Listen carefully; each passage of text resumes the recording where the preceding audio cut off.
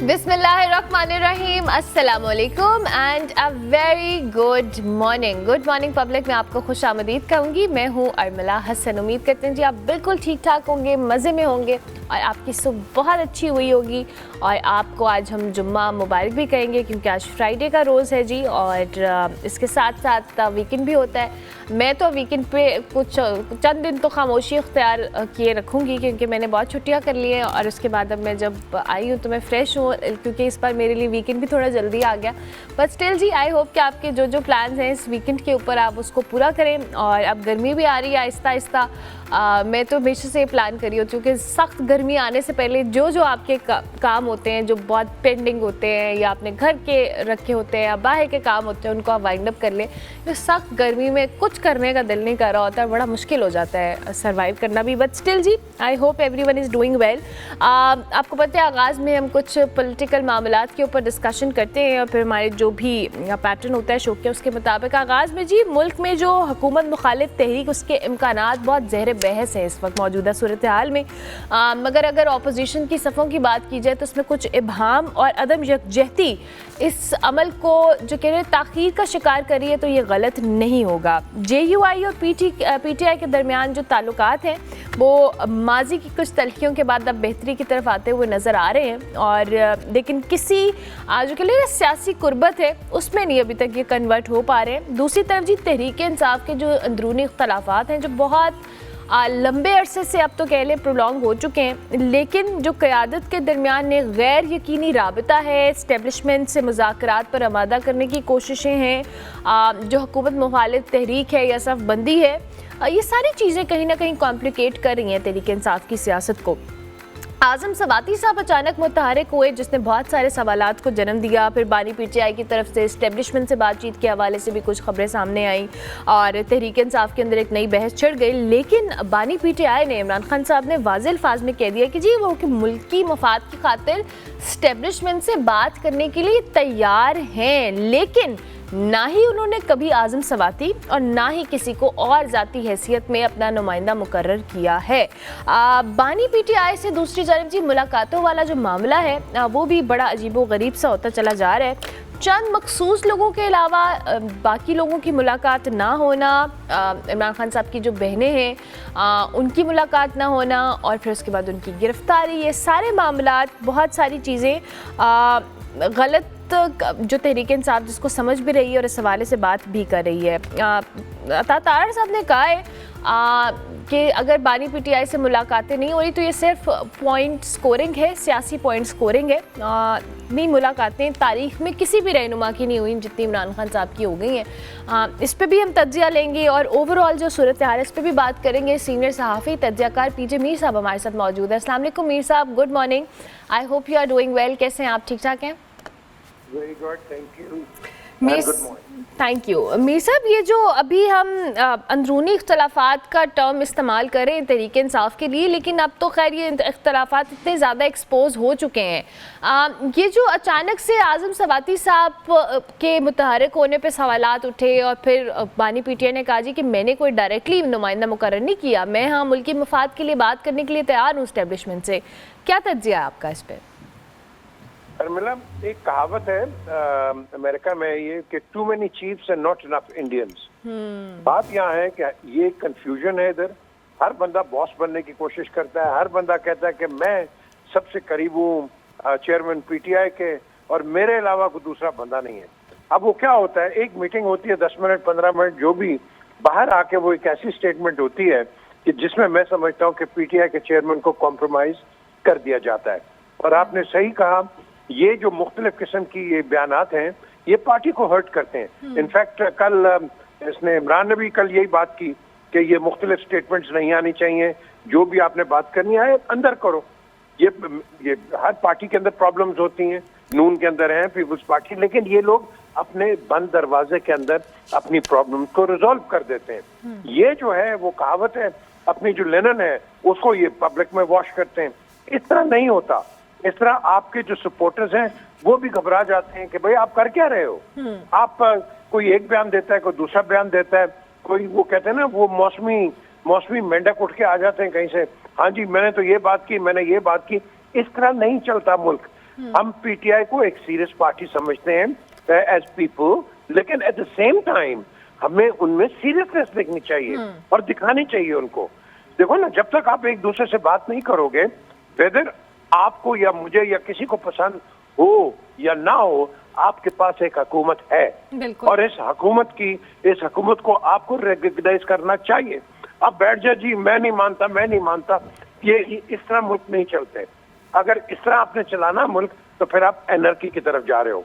एनर्की की तरफ हमारे पास टाइम ही नहीं है। आपने देखा महंगाई कितनी है, आपने देखा कि क्या अनएम्प्लॉयमेंट है एंड ऑल दैट।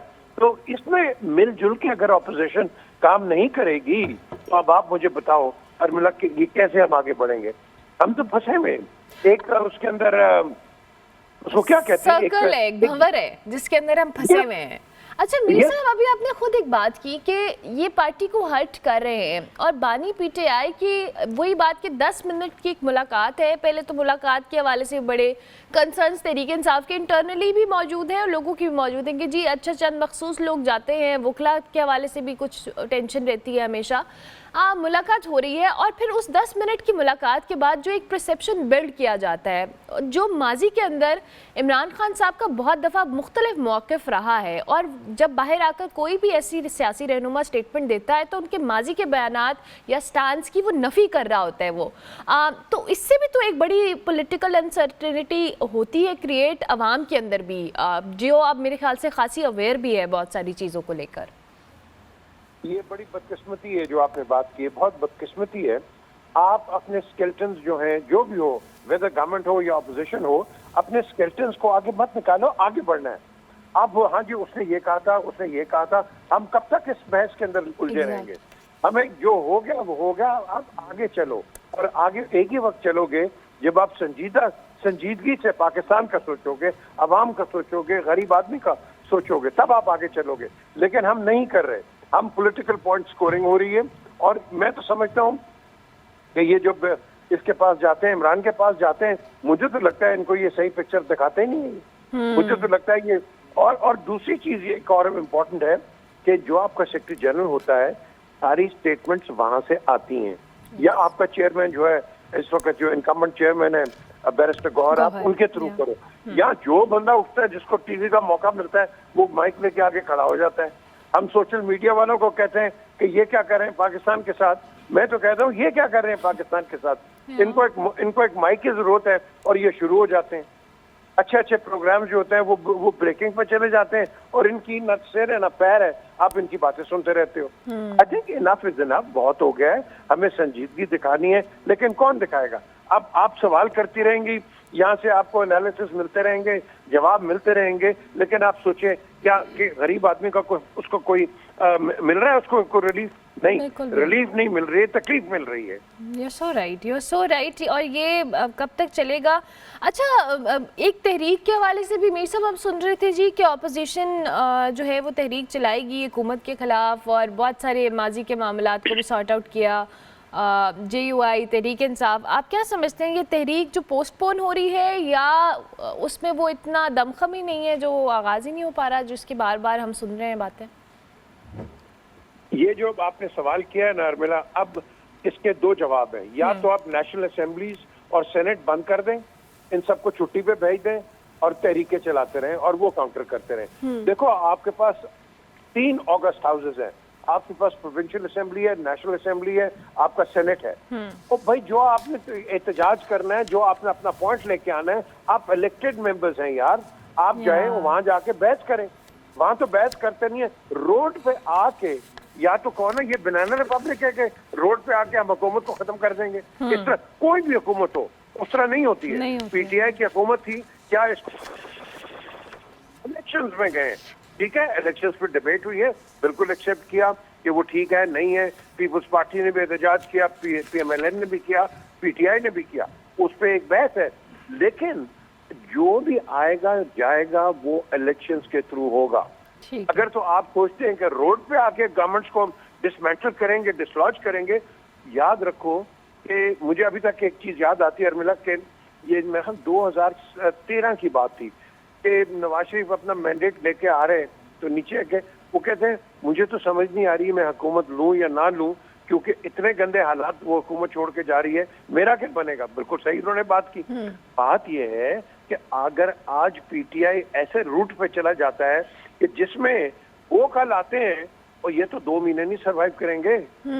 आपको चाहिए बिल्कुल, आप जो गवर्नमेंट है, जो अच्छे पॉइंट्स हैं, जो कि अवाम फ्रेंडली है, उसको पुश करो। उसको पुश करो।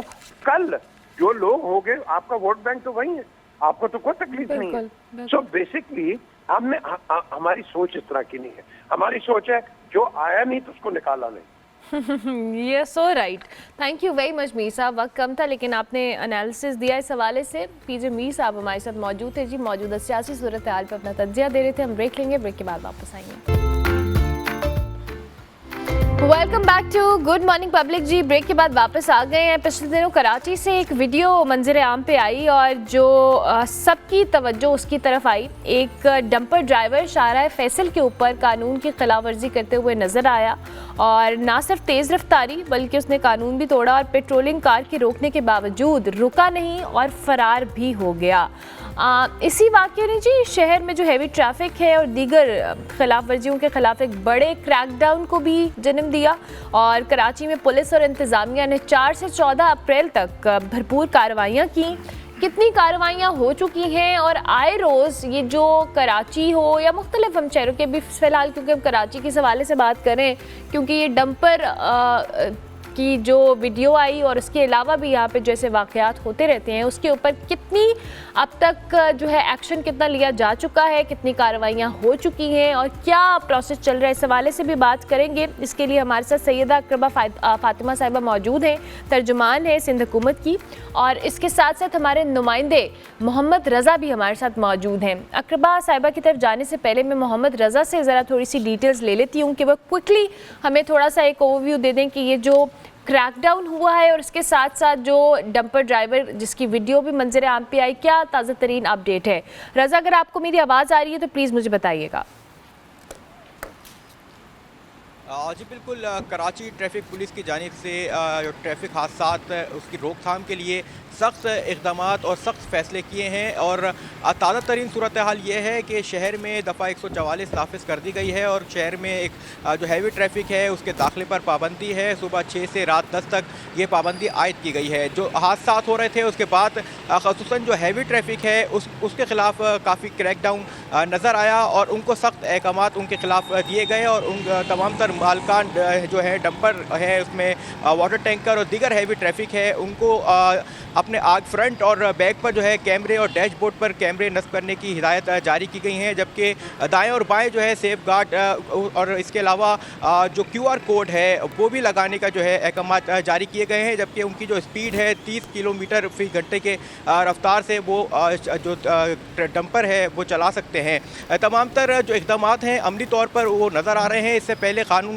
बनते नज़र आए लेकिन अमल दरामद होता नज़र नहीं आया, लेकिन यही अब खौफ जो है देखा जा रहा है। जो हैवी ट्रैफिक मालकान हैं उनकी जानिब से बाकायदा जो नोटिफिकेशन है अपने अपने हलकों में उन्होंने दिए हैं और तमाम तर जो SOPs तैयार की गई हैं उसको जो है बताया गया है। इसके अलावा अब तक 11,000 से जायद कुछ ही दिनों में जो है चालान किए जा चुके हैं और चाहे वो जो खस्ता हाल बोसीदा डंपर्स और टैंकर्स हैं, बल्दिया में कंपाउंड तैयार किया गया है, वहाँ पर जो है इनको ले जाया गया है और रोज़ाना की बुनियाद पर चालान भी किए जा रहे हैं और क्रैकडाउन का सिलसिला ताहाल जारी है। और जो कराची ट्रैफिक पुलिस है, जी जी ठीक है रज़ा, मैं आपसे और भी अपडेट लेती हूँ चूँकि अकरबा साहिबा हमारे साथ मौजूद हैं। बहुत शुक्रिया अकरबा साहिबा कि आपने मैं इस मौजू के ऊपर ज्वाइन किया। कराची में डंपर जो व्हीकल्स हैं या हैवी ट्रैफिक है, इनसे होने वाले वाक़यात माजी में हमने देखे हैं और अभी जो रीसेंट फुटेज आई ज़ाहिर है इसके हवाले से हमारे नुमाइंदे भी बता रहे हैं कि आई एम ग्लैड कि अब एक्शन लिया जा रहा है इसके ऊपर। आप हमें थोड़ा सा इस हवाले से आगाह कीजिएगा। Thank you very much Armala. बिल्कुल ऐसा ही है, जब ये वाक़यात स्टार्ट हुए और अफसोसनाक वाक़यात हुए जिसमें हमने देखा बहुत सारे इंसिडेंट है, जिसका एक का आपने जिक्र किया कि ड्राइवर जो था वो भाग रहा था और उसके पीछे जो पुलिस मोबाइल थी। जी बिल्कुल ये हुआ, लेकिन मैं उसके साथ ही आपको बताऊं कि उस ड्राइवर को अरेस्ट कर लिया गया और फिर उस ड्राइवर का बयान ये था कि मैं डर गया था कि कहीं मुझे भी व्हीकल के साथ आग ना लगा दें।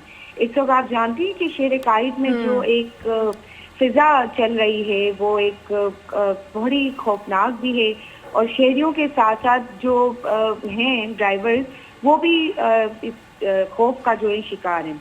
लेकिन मैं आपको ये बताऊं कि जब ये हालात शुरू हुए तो हमारे सीनियर मिनिस्टर जो मिनिस्टर ट्रांसपोर्ट भी है शर्जील इनाम मेमन साहब ने एपीसी की मीटिंग कॉल की जिसमें कराची के तमाम स्टेक होल्डर्स थे और उनके साथ मिलकर ये मीटिंग हुई। फिर सीएम साहब ने इस पर एक मीटिंग चेयर की जिसमें ट्रैफिक कानून को सख्त करने की हिदायत दी गई। अब तक के मैं अगर आपको कुछ नंबर्स बताती चलूं तो इट्स 1.33 अरब रुपए के जो जुर्माने वसूल किए गए हैं। 5,22,000 गाड़ियों के खिलाफ अभी तक कार्रवाई की गई है। 11,280 ड्राइवर्स को अरेस्ट किया गया है। 650 एफआईआर की गई हैं और बगैर फिटनेस के सर्टिफिकेट की गाड़ियों के खिलाफ कार्रवाई की जा रही है और बड़ा सख्त क्रैकडाउन उन पर चल रहा है। तो ये अमली तौर पर नजर आ रहा है कि सिंध हुकूमत और एडमिनिस्ट्रेटिवली सिस्टम चल रहा है और काम हो रहा है। लेकिन बिल्कुल ये वाकयात अफसोसनाक है, इसको नहीं होना चाहिए। लेकिन इसके साथ साथ मैं समझती हूँ कि आवाम को भी जरूरत है कि वो थोड़ा केयरफुल रहें। अच्छा अकरबा साहिबा, सॉरी मैं आपकी बात को इंटरप्ट कर रही हूँ, मेरा अगला सवाल भी इससे रिलेटेड मैं चाहूँगी आप उसको भी इसी में आंसर कर दें। ट्रैफिक कवानीन की खिलाफ वर्जी, अब जाहिर है ये हम एज ए नेशन हमारी एक आदत कह लें, हमारा एक मसला कह लें कि हमारे सर पे जब तक कोई डंडा लेके खड़ा नहीं होता हमने किसी चीज़ की अमल नहीं करना। ये वही लोग हैं जो बाहर जाते हैं और फिर ट्रैफिक रूल्स और दीगर चीज़ों को फॉलो भी करते हैं। इसको इम्प्लीमेंट कराना ज़ाहिर है एक स्टेट की जिम्मेदारी है, एडमिनिस्ट्रेशन की जिम्मेदारी है। आप लोग अगर इस पर जुर्माने कर रहे हैं, इसको कोशिश कर रहे हैं, क्रैकडाउन कर रहे हैं, अवेयरनेस कितनी ज़रूरी है कि लोगों को पता हो कि अगर वो खिलाफ वर्जी कर रहे हैं तो उन पर जुर्माने होंगे, उनको अरेस्ट भी किया जा सकता है, पर्चे भी होंगे अगर उनकी गाड़ी सही नहीं है या किसी भी तरह की वो वायलेशन कर रहे हैं। तो इस बात को मेक श्योर करने के लिए क्या स्टेप्स आप लोगों ने लिए हैं या आप लोग प्लान कर रहे हैं? देखिए बिल्कुल डंपर्स माफिया के खिलाफ तो एक्शन लिया ही जा रहा है और ये लेते रहेंगे।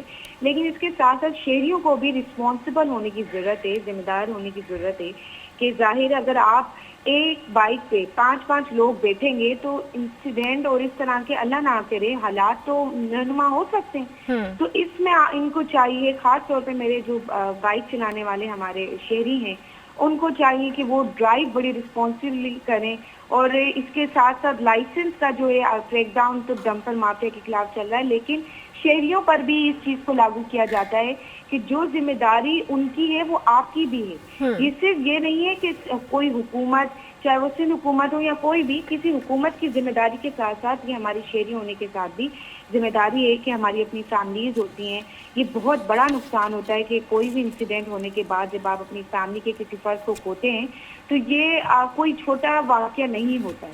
तो इसमें जिम्मेदारी दोनों तरफ से है कि हुकूमत भी अपनी जिम्मेदारी निभा रही है, लेकिन उसके साथ साथ शहरियों को भी चाहिए कि वो एक रिस्पॉन्सिबली अपनी जिम्मेदारी को अदा करें। फिर उसमें आता है कि उनकी गाड़ियों की फिटनेस होनी चाहिए, उनकी गाड़ियों का सर्टिफिकेट होना चाहिए, उनके पास लाइसेंस होना चाहिए और ड्राइविंग की स्पीड जो है वो केयरफुली वो चलाएं।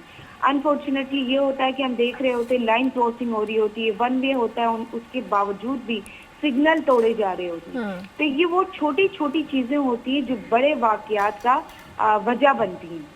तो मैं समझती हूँ कि शहरियों को चाहिए कि इन हालात में खास तौर पे वो अपनी जिम्मेदारी का अपना रोल अदा करें और इन वाकयात को रोकने में सिंध हुकूमत की और हुकूमत की मदद करें।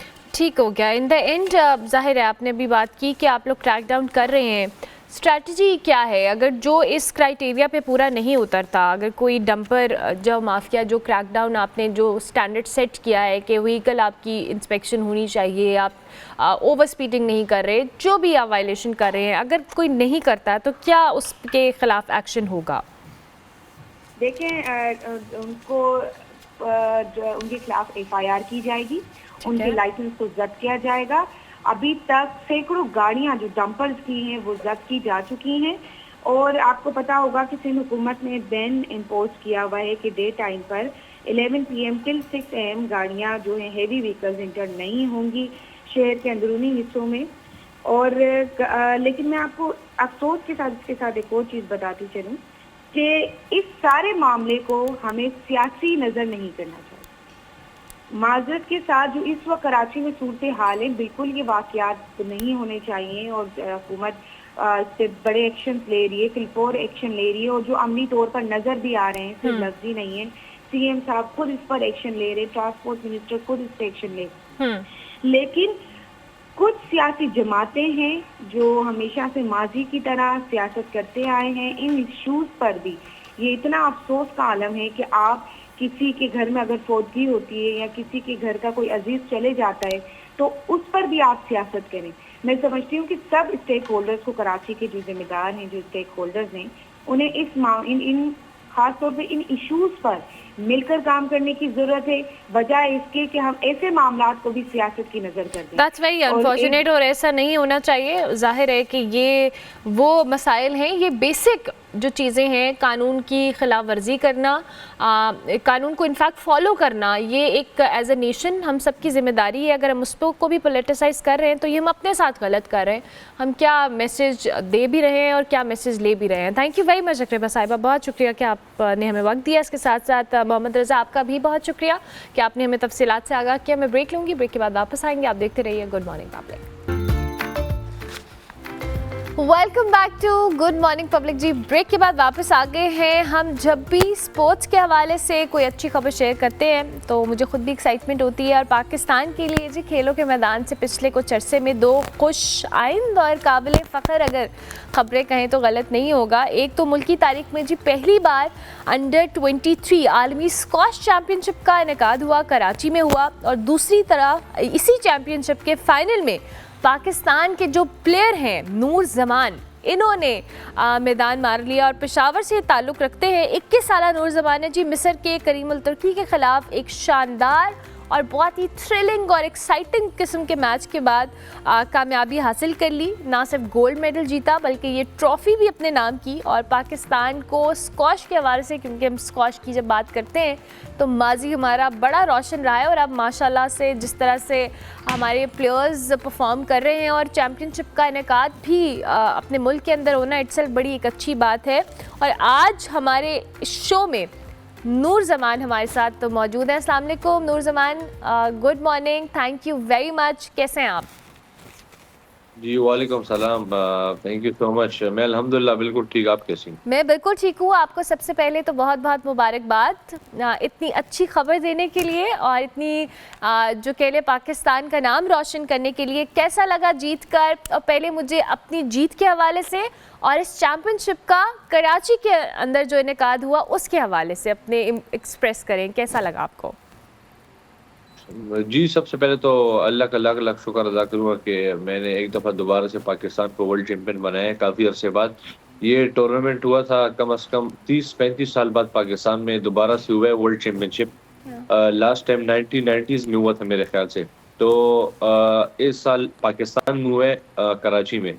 तो जैसे कि आपने कहा इजिप्शियन के साथ मेरा मैच था, पहले तो मैं 2 अप डाउन था, लेकिन बस माइंड में एक ही चीज़ आ रही थी कि नहीं, जितनी मेहनत मैंने की उसको कोर्ट में जाके अवेल करूँ, फाइट करूँ, क्योंकि पाकिस्तान में इतने अरसे बाद हो रहा है और पूरा क्राउड भी पाकिस्तानी बैठा हुआ है, तो सब ने उम्मीदें लगाई हुई है। तो बस अल्हम्दुलिल्लाह मैं कोर्ट में गया, एक पॉइंट के लिए मैंने फाइट की और अल्हम्दुलिल्लाह वर्ल्ड चैम्पियन एक दफ़ा दोबारा से बना दिया पाकिस्तान को।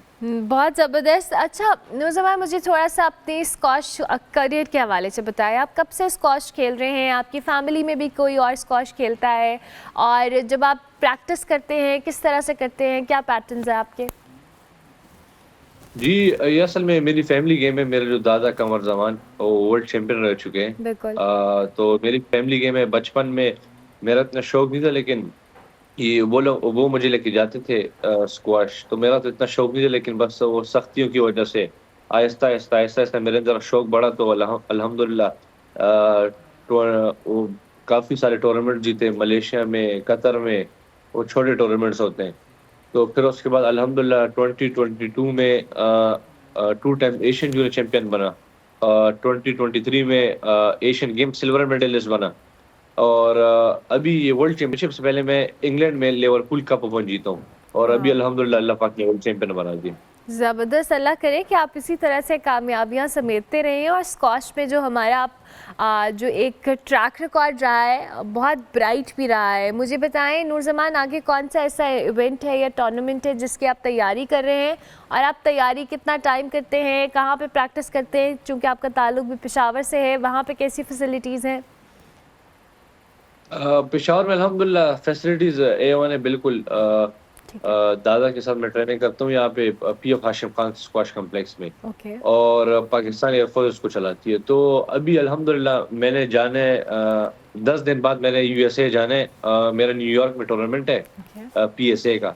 फिर उसके बाद शिकागो में मेरा टूर्नामेंट है 9 मई पे उधर शिकागो में। वर्ल्ड चैंपियनशिप हो रही है सीनियर, ये भी अंडर 23 वर्ल्ड चैंपियनशिप थी, वो हो रही है सीनियर वर्ल्ड चैंपियनशिप। तो अभी इंशाल्लाह गोल उधर है।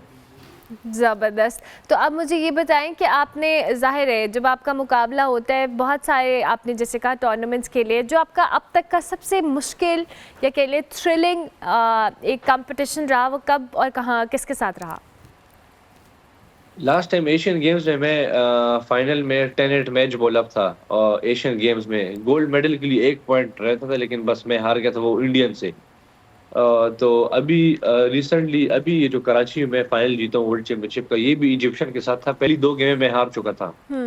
तो प्रेशर मेरे पे ज्यादा था, पाकिस्तान में हो रहा था सारा, मतलब क्राउड बैठा था, सब बैठे थे। तो प्रेशर बिल्कुल मेरे पे ज्यादा था। तो बस माइंड में एक ही चीज आ रही थी कि नहीं, पाकिस्तान में हो रहा है, इतने अरसे बाद हो रहा है, लोगों ने उम्मीदें लगाई हुई हैं, फैमिलीज बैठी हुई है, मेरी फैमिली बैठी हुई है, मतलब सब बैठे हुए। तो बस अल्हम्दुलिल्लाह वहाँ से मैंने फाइट किए। तो नूरजमान, जब जाहिर है आपने कहा कि आप 2 दफ़ा पहले 2 राउंड हार चुके थे, तो क्या एक चीज़ थी जिसने आपको मोटिवेट किया? असल में इसके पीछे मैंने काफ़ी मेहनत की थी। मैं मेंटली मैंने अपने आप को बहुत स्ट्रॉन्ग किया हुआ था। 3-4 महीने मैं बहुत ट्रेनिंग की थी, fitness, squash court, ground training, क्योंकि मेरे सामने एक गोल था। क्योंकि अप्रैल में मैंने सोचा था कि वर्ल्ड चैंपियनशिप हो रही है, तो ये मैंने जीतनी है। तो उसके लिए मैंने काफ़ी मेहनत की थी। जब 2 लेवल में डाउन हुआ था, उसके बाद माइंड में आया यार ये तो इतनी उम्मीद मैंने लगाई हुई थी, वो तो खराब जा रही है। लेकिन नहीं, फिर अल्हम्दुलिल्लाह मैंने मेहनत की हुई थी, अपने ऊपर कॉन्फिडेंस में था। तो बस जब कोर्ट में गया तो अल्लाह पाक की इज्जत दी। That's amazing and thank you so much। बहुत शुक्रिया कि आपने हमें शो में ज्वाइन किया and we are so proud of you। आप हमारा फ़ख्र हैं, और आप अल्लाह करे इसी तरह से परफॉर्म करते रहें। आगे आपके जो भी टूर्नामेंट्स हैं उसमें आप विन करें, और दोबारा से हम आपको इनवाइट करेंगे। नूरजमान स्क्वाश चैम्पियन हमारे साथ मौजूद थे जी। हम ब्रेक लेंगे, ब्रेक के बाद वापस आएंगे। Welcome back to good morning public जी। ब्रेक के बाद वापस आ गए। पाकिस्तान के हवाले से, यहाँ खूबसूरती के हवाले से, हेरिटेज के हवाले से, कल्चरल एस्पेक्ट से जब भी हम बात करते हैं, हम कहते हैं बड़ा हमारा रिच कंट्री है। आज चूँकि आज तहज़ीबों का आलमी दिन मनाया जा रहा है, और पाकिस्तान के अंदर मैं बहुत सारी जगहें आज देख भी रही थी, तो मैं कुछ जगहों से वाकिफ़ नहीं हूँ, और ये कोई अच्छी बात नहीं है। हमारे मुल्क के अंदर जितनी जो कह लें कल्चर्स, तहज़ीबें रही हैं और अभी भी मौजूद हैं, उनके आसार जिस तरह से बाकी हैं, और उनके बारे में इंफॉर्मेशन ना होना और उनको प्रिजर्व ना करना, ये एक बड़ी अलार्मिंग चीज़ है। हम हड़प्पा की बात करें, मोइंजोदड़ो की बात करें, मेहरगढ़ की बात करें, ये वो तहज़ीबें हैं जो पाकिस्तान की ज़मीन पर वाक़ हैं, और पाकिस्तान दुनिया की कदीम तरीन तहज़ीबों का मरकज़ भी रहा है। आज आलमी सतह पर जी इन्हीं तहज़ीबों का आलमी दिन मनाया जा रहा है, और इस दिन का मरकज़ भी ज़ाहिर है हम पाकिस्तान के हवाले से बात कर रहे हैं, और हमें इस बात की बड़ी शिद्दत से रियलाइजेशन करने की ज़रूरत है कि जो कदीम ख़जाने हैं, तारीख़ी ख़जाने, अगर हमने उसको प्रिजर्व ना किया तो आइंदा आने वाली जनरेशन्स को हम क्या मैसेज देंगे और क्या बताएंगे कि जिस तहज़ीब का हम सिर्फ किताबों में, इंटरनेट के ऊपर पढ़ते हैं, वो हमारे पास मौजूद है, लेकिन उसके हवाले से या उनकी प्रिजर्वेशन के हवाले से हम कोई काम नहीं कर रहे। आज हम इन्हीं तमाम पाकिस्तानियों को खिराज तहसीन भी पेश करेंगे, जो अपने तौर पर इन तहज़ीबों के हवाले से बात भी कर रहे हैं, लोगों को बता भी रहे हैं और निशानदेही कर रहे हैं, और दुनिया को एक मैसेज दे रहे हैं कि पाकिस्तान हर लिहाज से बड़ा एक रिच कंट्री है। हम बात करेंगे, हमारे साथ डॉक्टर अली अशरफ साहब मौजूद हैं, स्याह भी हैं, माहिर तालीम भी हैं, उनको खुश आमदीद कहते हैं sir. Thank you very much, बहुत शुक्रिया कि आप तशरीफ़ लाए। तहज़ीबों का आलमी दिन, और ज़ाहिर है हम जिन तहज़ीबों के हवाले से मैंने चंद की बात की, मैं चाहूँगी आप थोड़ा सा इसको एलेबरेट भी करें कि पर्पस इस दिन को सेलिब्रेट करने का और साथ साथ पाकिस्तान के अंदर पाकिस्तान का इन तहज़ीबों का मरकज़ होना, ये कितनी इम्पोर्टेंस की हामिल एक बात है। अच्छा, इसमें मुझे एक तो आपको और आपकी टीम को मैं बड़ा अप्रिशिएट करूँगा कि इतने ये एक प्योरली एक एजुकेशनल जो चीज़ है और जिस पे आज आप बात कर रहे हैं। अदरवाइज़ इस तरह के टॉपिक पे मीडिया में अमूमन इतनी बात नहीं की जाती। इसकी अहमियत का अंदाज़ा इस तरह से लगाया जा सकता है कि अगर मुस्तनसर हुसैन तारड़ साहब की किताब आप पढ़ें, गारे हिरा में एक रात, अच्छा, उन्होंने उसमें जो सऊदियों पे बहुत ज़्यादा सऊदी गवर्नमेंट पे और एडमिनिस्ट्रेशन पे तनकीद किया, वो ये किया है कि उन्होंने जो तहज़ीब थी, इस्लामी तहज़ीब, उस पर चूना फेरने की काफ़ी कोशिश की है और उन्होंने वो जो निशानात थे उनको रिलीजियस रंग दे के मिटाने की कोशिश की ताकि लोग वहाँ जाके कुछ उल्टा सीधा ना करें। बट अब उनको ये रियलाइज़ हुआ है, रिसेंटली मैं सऊदी अरब गया था, तो वो सारी चीज़ों को रिवाइव कर रहे हैं, क्योंकि अगर आपकी जो तारीख़ है, जो आप अपने बच्चों को पढ़ा रहे हैं, जो आपकी तहज़ीब है, जो हिस्ट्री है, कल्चर है, अगर वो फ़िज़िकली नज़र कहीं नहीं आ रहा तो फिर वो एक सुपर नेचुरल स्टोरी बन जाती है, उसका कोई निशान नहीं मिलता। तो तारड़ साहब ने इस पर बहुत उस गारे हिरा की रात किताब में, जो कि उन्होंने आज से 20 साल पहले लिखी थी, उस पर काफ़ी ज़ोर दिया। अच्छा, इसके अलावा आप देखें कि दुनिया में तहज़ीबों की अहया के लिए या प्रिजर्वेशन के लिए क्या किया गया। जिस ज़माने में हमारे यहाँ बादशाही मस्जिद और शाही किला बन रहा था, ये 14वीं और 15वीं सदी की बात है, उसी ज़माने में सेम उसी दौर में माइकल एंजेलो को इटली में टास्क मिला था कि वो जो एंशिएंट रोमन तहज़ीब है उसको सेव किया जाए, प्रिजर्व किया जाए। यानी आप ये देख लें कि जिस ज़माने में हम शाही किला और बादशाही मस्जिद बना रहे थे, उसके मोटिव्स और थे, वो मोटिव नहीं थे कि वो एक मुग़लों की अपनी एक माइंडसेट था, बट उसी ज़माने में वो जो अपनी हज़ारों साल पहले तहज़ीब थी उसको प्रिजर्व करते, और माइकल एंजेलो ने सारे जो रोम के जो स्कल्पचर्स थे, हिस्ट्री थी, कल्चर तो उसको प्रिजर्व किया, उसको फाइनेंस किया गया और उसने उसको प्रिजर्व किया। इस तरह आप देखें कि तहज़ीबों के आया पे टूरिज़म भी होती है, इन पे किताबें भी लिखी जाती हैं, इन पर मूवीज़ भी बनती हैं, इन पर नेटफ्लिक्स की सीरीज़ भी बनती हैं। अब आप देखें, अगर हम बात करें इसकी फ्रांस की, तो नॉटर डेम चर्च के ऊपर जो फ्रांस का रेवोल्यूशन है उसमें नॉटर डेम चर्च का एक बड़ा रोल है, और उसकी हिस्ट्री पढ़ी जाए तो इसके अलावा नॉटर डेम चर्च के ऊपर किताब लिखी गई, हंचबैक ऑफ नॉटर डेम, और उस किताब ने किस तरह से फ्रेंच लोगों को इकट्ठा किया और वो नॉटर डेम के गिर्द इकट्ठे हुए, और वो फ्रेंच रेवोल्यूशन में उसका भी एक बड़ा पार्ट था, और उस पर फिर फिल्म भी बनी हॉलीवुड में। और अब नॉटर डेम चर्च पे जो ओलंपिक्स हुए हैं वहाँ पे उसकी ओपनिंग सेरेमनी भी नॉटर डेम चर्च पे हुई थी।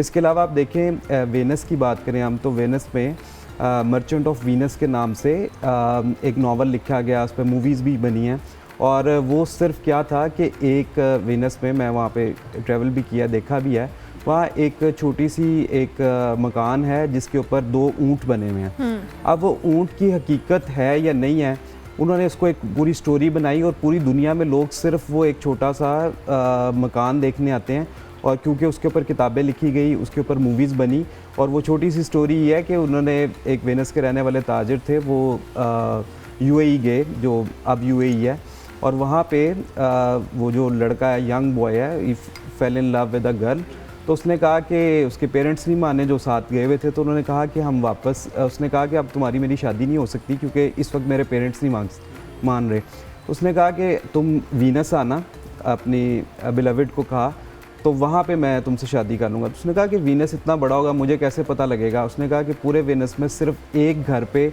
ऊँट बना हुआ है, ऊँट ही शक्ल, क्योंकि वीनस में ऊँट नहीं है, वो आपको पता है कि पानी पे शहर है, तो ऊँट का वहाँ पे कोई तस्वुर नहीं है, ना वीनस के लोगों ने उस वक्त शायद ऊँट देखा भी हो। सही। तो वो एक स्टोरी बनी और वो अभी भी वहाँ पे मौजूद है।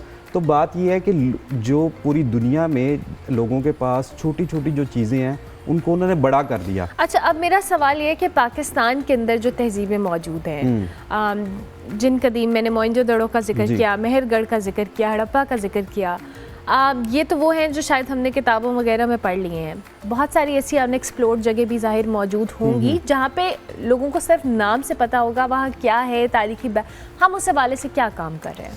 अच्छा, इस हवाले से गवर्नमेंट ही काम करती हैं या प्राइवेट ऑर्गेनाइजेशन काम करती हैं? मैं इस प्लेटफॉर्म पे जो वॉल सिटी अथॉरिटी है और उनकी जो पूरी टीम है उनको बहुत अप्रिशिएट करूँगा, क्योंकि जब मैंने पूरी दुनिया ट्रैवल की तो फिर मैं जब यहाँ पे आया तो मैंने देखा कि हमारे यहाँ अभी ये बारिश का पहला कतरा है, लेकिन जितनी बड़ी हमारे पास हेरिटेज मौजूद है उस हिसाब से अभी काम होने की बहुत ज़रूरत है। बट जो कामरान लिशारी साहब हैं उन्होंने अपने ओन पे ये सारा प्रोजेक्ट लिया, उसको वो कर रहे हैं। बट इसको जितनी हमारे पास हेरिटेज मौजूद है, आप ये देखें कि ये हेरिटेज प्रिजर्वेशन कौमों के अंदर बड़ा मकाम ना सिर्फ दिलवाती हैं बल्कि ये एक रेवेन्यू का भी बहुत बड़ा ज़रिया है। अब जिन तहज़ीबों की आपने बात की, जिस तरह मोहनजोदाड़ो है या मेहरगढ़ की तहज़ीब है या और हमारे पास हड़प्पा की तहज़ीब है, अब ना सिर्फ ये एक इनकी एक सिग्निफिकेंस है बल्कि इनकी रिलीजियस सिग्निफिकेंस भी बहुत ज़्यादा है। जब मैंने जापान ट्रैवल किया तो वहाँ पे जो जापानीज़ से मैं मिला और मैंने बताया कि मैं पाकिस्तान से आया हूँ, तो उन्होंने ये बात कही कि हमारे वहाँ पर रिलीजियस जो हमारे बुद्धा हैं उनकी जो उनके अर्ली ईयर्स हैं वो सारे इसी पाकिस्तान के इलाकों में हुए हैं। और यहाँ पे अगर हुकूमत थोड़ा सा इस पे तवज्जो दे तो इनकी जो चाइनीज़ हैं, कोरियंस हैं और जापानीज़ हैं, इनकी रिलीजियस टूरिज़म इतनी ज़्यादा वहाँ पे बढ़ सकती है और इतने रेवेन्यूज़ जनरेट हो सकते हैं और इतना पोटेंशियल है, क्योंकि हुकूमत तो हमारी उसका मोटिवेशन वहाँ पे होती है जहाँ पे डॉलर्स या रेवेन्यूज़ हों। तो रेवेन्यूज़ बनाने के लिए भी एक आपकी हिस्ट्री और कल्चर तो प्रिजर्व होगा, उसके अलावा रेवेन्यूज़ का एक बहुत बड़ा सोर्स है ये। और अभी आपने जैसे खुद कहा कि जो रिलीजियस टूरिज़्म है, हमने उसकी एग्जांपल करतारपुर में भी देखा है कि हमने उसको बनाया एक कॉरिडोर और उसके बाद वहाँ पे रिलीजियस टूरिज़्म बढ़ा और बड़ी तादाद में सिख वहाँ पे आते हैं। इसी तरह मुख्तलिफ मकामात की जिक्र किया जाए तो यहाँ पर पोटेंशियल तो है। जैसे आपने कहा कि ये पानी या बारिश का पहला खतरा है, but at the end of the day we have to work something और हमने इसको प्रिजर्व करना है। प्रिजर्व करने के साथ साथ हमने इसकी अवेयरनेस भी तो कहीं ना कहीं देनी है डॉक्टर साहब। अच्छा, प्रिजर्व करने से ज़्यादा इम्पॉर्टेंट है अवेयरनेस क्रिएट करना, क्योंकि और अवेयरनेस कैसे क्रिएट होती है कि जब आप लोगों को आप विज़िट करवाते हैं लोगों को। जिस तरह अब मैंने आपको एग्जांपल दी कि एक किताब जब लिखी जाती है तो किताब की उम्र जो है वो सैकड़ों साल होती है। एक मूवी बनती है, एक डॉक्यूमेंट्री बनती है तो उसकी अपनी एक सिग्निफिकेंस है। तो सबसे पहले तो गवर्नमेंट को और जो इदारे इस पे काम करें उनको ये ज़रूरत है कि उसके ऊपर बुक्स लिखवाएं, डॉक्यूमेंट्रीज़ बनवाएं और जो दुनिया के टूरिस्ट हैं, जो फेमस टूरिस्ट हैं जिनको पूरी दुनिया में फ़ैन फॉलोइंग है, उनको यहाँ पे बुलाएं और उनको ब्रीफ करें कि इसकी क्या सिग्निफिकेंस है। क्योंकि मैंने जब दुनिया में ट्रैवल किया और मैं लोकल्स से इंटरेक्ट किया तो जब पाकिस्तान का बताते थे तो पाकिस्तान उनको यही नहीं पता होता था कि पाकिस्तान है कहाँ पे। पहले उनको समझाना पड़ता था कि ये चाइना है, ये इंडिया है और ये हम पाकिस्तान है। तो आप जब तक हम जो है इसके हवाले से काम नहीं करेंगे, लोगों को बुला के नहीं बताएंगे कि हमारी तारीख क्या है, तो और हमारी जो तारीख़ है और जो हमारी तहज़ीब है दुनिया की कदीम तरीन तहज़ीबों में 5000 साल पहले की तहज़ीब यहाँ पे मौजूद है। जबकि यूनान, ग्रीस, वहाँ भी मैंने विज़िट किया है। यूनान की जो तहज़ीब के असरात हैं वो 3000 साल पुराने हैं और हमारी जो तहज़ीब है वो 5000 से ज़ायद जो 5000 साल से ज़्यादा अरसा है उसके निशानात हमारे यहाँ पे मिलते हैं। तो इसका मतलब है कि हमारे पास दुनिया के मुकाबले में ज़्यादा पोटेंशियल है, बट हम उसे एक्सप्लॉइट नहीं कर पा रहे। बिल्कुल, हम उसको एक्सप्लॉइट नहीं कर पाए। थैंक यू वही में डॉक्टर साहब, बहुत शुक्रिया कि आप तशरीफ़ लाए। डॉक्टर अली अशरफ हमारे साथ मौजूद हैं। जी, तहज़ीबों का आलमी दिन मनाया जा रहा है और पाकिस्तान को जैसे अभी हम डिस्कस भी कर रहे थे बड़ी ज़रूरत है, लेकिन वॉल सिटी से हवाले से काम कर रहा है, लेकिन मज़ीद किस तरह से, क्योंकि पोटेंशियल बहुत ज़्यादा है, इसको यूटिलाइज़ कैसे किया जा सकता है, रिलीजियस टूरिज़म हो, अवेयरनेस हो, इन जनरल टूरिज़म हो, उसको भी आप बहुत ज़्यादा प्रमोट कर सकते हैं। मुझे ब्रेक लेनी है, लेकिन ब्रेक पर जाने से पहले चूँकि जब्बार साहब हमारे साथ मौजूद हैं, ज़रा उनसे मेन्यू जान लेते हैं कि उनके मेन्यू में आज क्या है। जब्बार साहब जी, अस्सलाम वालेकुम मैम। वालेकुम सलाम। आज कीमा प्याज बना रहा हूँ साथ, ठीक है, और कार्विंग की है और सैलड भी है साथ। ठीक है, तो और क्या कीमा प्याज, आप खड़े प्याज वाला कीमा बना रहे हैं? खड़ा प्याज वाला कीमा प्याज बना रहा हूँ। ठीक है, और उसके लिए क्या क्या चीज़ें रिक्वायर्ड है? इसके लिए टमाटोज़ हैं, ऑनियन है, ग्रीन चिली है, लहसुन है और गार्लिक है, ठीक है, और कीमा है चिकन का। और क्या रेसिपी है ये भी बता दें हमें। ये तकरीबन जो सा 10 से 15 मिनट में कीमा रेडी हो जाता है। इसमें सॉल्ट डाला है, ब्लैक पेपर है, वाइट पेपर है, नमक है, रेड चिली पाउडर है, कोरिएंडर पाउडर है और टर्मरिक पाउडर डाल के इसको जो हमसे सोते किया है और थोड़ी देर के लिए इसको स्टीम पे लगाया है। ठीक है। और उसके बाद अब हम शिफ्ट करेंगे जो से फुल कुकिंग करने के बाद। ओके ठीक है, चले हम ब्रेक के बाद वापस आते हैं तो इसके हवाले से भी बात करते हैं। मुझे ब्रेक लेनी है, ब्रेक के बाद वापस आएंगे। आप देखते रहिए गुड मॉर्निंग पब्लिक।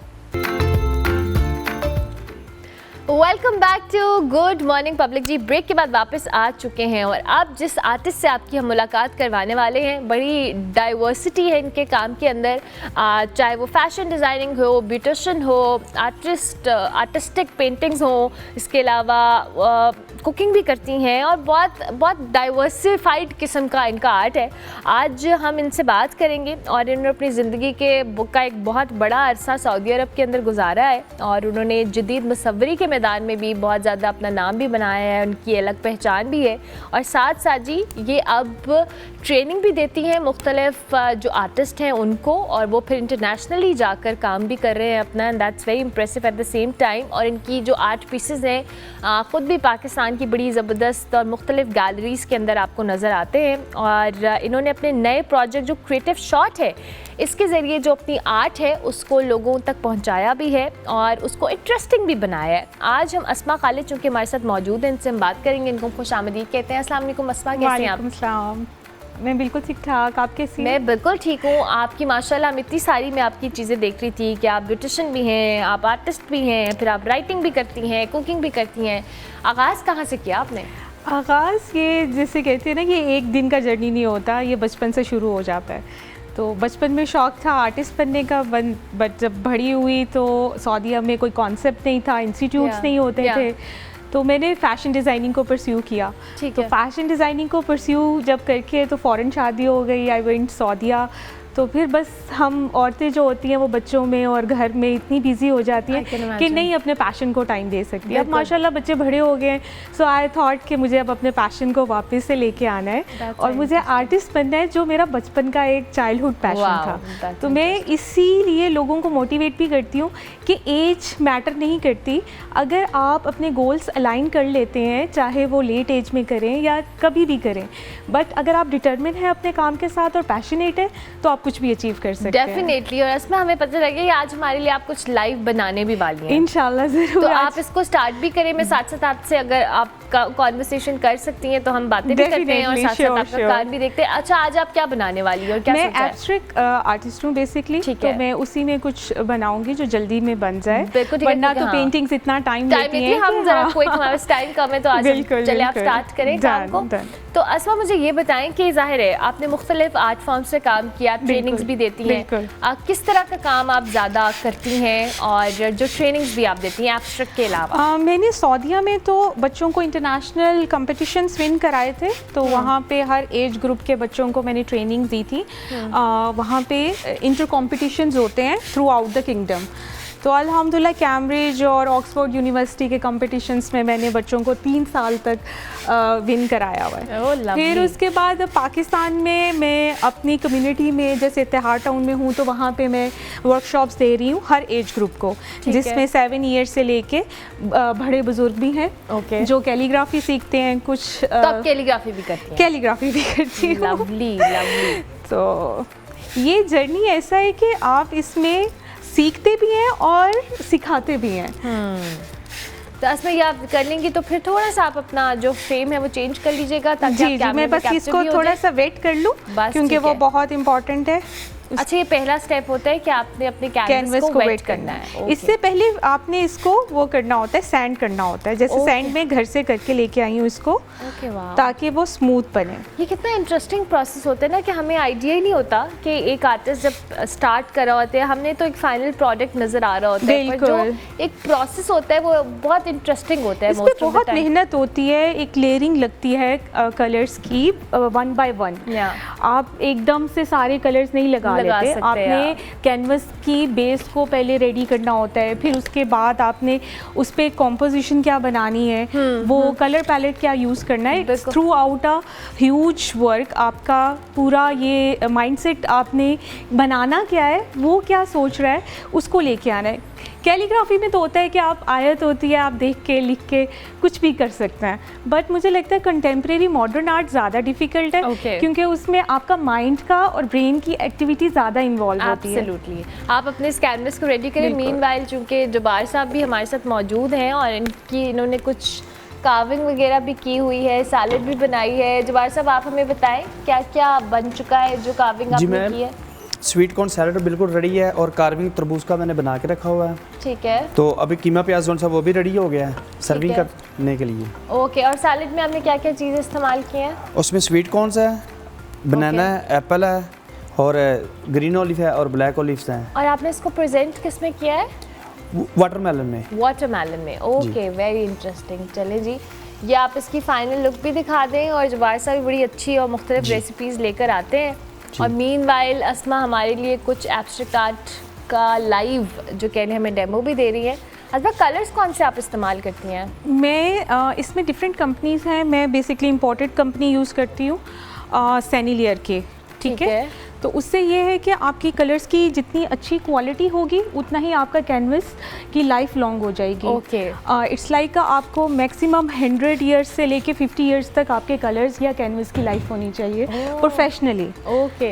तो जो मोस्टली लोगों को मटेरियल का नॉलेज ही नहीं होता हमारे यहाँ, तो मटेरियल बहुत मैटर करता है और नो डाउट कि आपको ये ऐसा आर्ट है, ऐसा पैशन है जो बहुत एक्सपेंसिव है, but it's worth it. It's worth it. It's worth it. तो आपने जब किया था, आपने बाकायदा तौर पे सीखा इसको?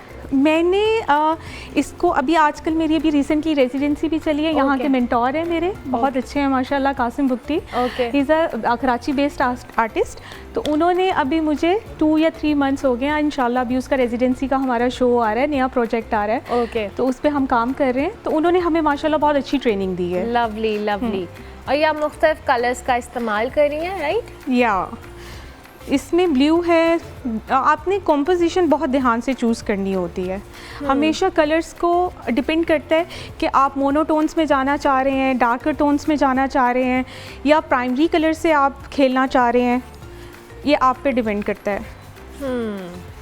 तो अस्मा, आपने इतने सारे आर्ट पीसेस बनाए होंगे, आपको सबसे इंटरेस्टिंग काम अब तक का जो आपको लगता है, वैसे तो मैं हमेशा कहती हूँ आर्टिस्ट का हर काम फेवरेट होता है उसका, लेकिन जो एक चीज़ हो कि आपको लगता है कि आपकी बेस्ट प्रोजेक्ट थी और you were not expecting such kind of product when you were working on that? मेरी एक पेंटिंग थी, अलहमरा में डिस्प्ले हुई थी। ओके। तो that is very near to my heart. Okay.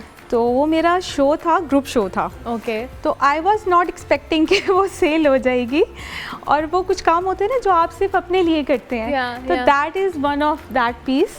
और मैं जब सुबह आई तो आई हर्ड थे कि वो सेल हो गई है। ओह लवली। अच्छा, मैं एक काम करती हूँ, मैं वॉक करके उस तरफ आ जाती हूँ ताकि आपकी साथ में वहाँ पे कॉन्वर्सेशन कर लूँ और आपकी वो भी कंप्लीट हो जाए ताकि आपको। हाँ जी, ओके, अब आप बात भी कर सकती हैं। यस, मेरे लिए आसान, आपके लिए आसान हो गया। अब आप मुझे बताएं। हाँ, एक्चुअली इसमें यह था कि आपकी ना पेंटिंग्स के साथ आर्टिस्ट की एफिलिएशन बहुत अच्छी हो जाती है, बहुत इमोशनल होता है वो अपने आर्ट पीस को लेके। तो वो पीस इतना मेरे क्लोज था कि जब वो सेल हुआ तो आई वॉज क्राइंग। क्या था उसमें? उसमें मैंने अपना फेस ड्रॉ किया था। ओके। और उसमें मैंने अपनी लाइफ की जर्नी, लाइफ के ट्रॉमास, अप एंड डाउन्स, उसमें मैंने कोशिश की थी कि उनको करूं, लेके आऊं। ओके, लवली, पेंट करूं। Lovely lovely. अच्छा अस्मा, इस पे इतने पैटर्न्स बन रहे हैं, ये आप कलर्स के साथ मुख्तलिफ तरीके से प्ले कर रही हैं, राइट? बिल्कुल, इसमें बहुत डिफरेंट टेक्निक्स होती हैं। अभी तो ये बेसिक टेक्निक है क्योंकि हम इसमें लेयर बाय लेयर कैनवस को रेडी करते हैं। अब आप इसी तरह इसी बेस के थ्रू आप वो भी कर सकते हैं, इस पे कैलीग्राफी भी कर सकते हैं, या इसको मज़ीद आगे कंटेम्प्रेरी आर्ट के लिए यूज़ भी कर सकते हैं, पोरिंग इफेक्ट भी कर सकते हैं। इट्स डिपेंड कि आप किस तरह खेलते हैं। और इसमें मुख्तलिफ कलर्स हैं, जो ब्लू टोन्स हैं, पिंक्स हैं, सी ग्रीन है, आई गेस। बिल्कुल बिल्कुल। So it's very interesting. तो आपकी कॉम्पोजिशन बहुत मैटर करती है ना, अगर आपने कलर्स अच्छे चूज़ किए हैं कलर पैलेट के तो वो उठ के आएगा।